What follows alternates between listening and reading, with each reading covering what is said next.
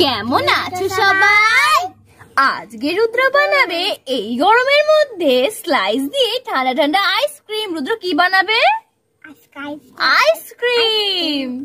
নিয়েছি একটা ice cream mould. এবারে এর মধ্যে স্লাইস গুলো ভর্তি করে বানিয়ে ফেলবো আমরা আইসক্রিম। তো রুদ্র চলো এর মধ্যে একটুখানি এটা ঢেলে দাও, ঢেলে দাও।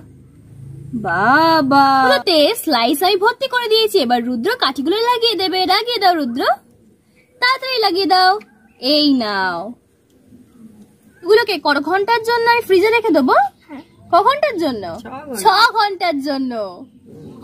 রুদ্র 6 ঘন্টা হয়ে গেছে। চলো দেখি আইসক্রিম গুলো কত সুন্দর হয়েছে। তুলে দেখি তো। ওয়াও, কি সুন্দর হয়েছে। খেয়ে দেখি।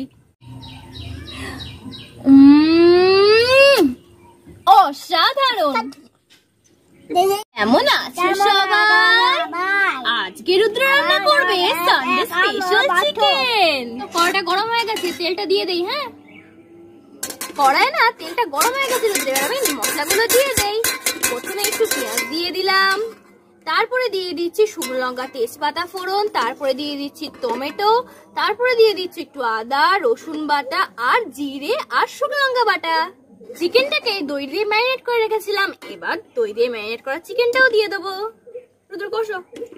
মাংসটা রুদ্র ভালোভাবেই কষিয়ে নিয়েছি। এবার ওর মধ্যে দিয়ে দেবো হলুদ গুঁড়ো, নুন, তারপরে শুকনো লঙ্কা গুঁড়ো, তারপরে হলো শাহি গরম মশলা আর একটু চিনি। রুদ্র দিয়ে দাও।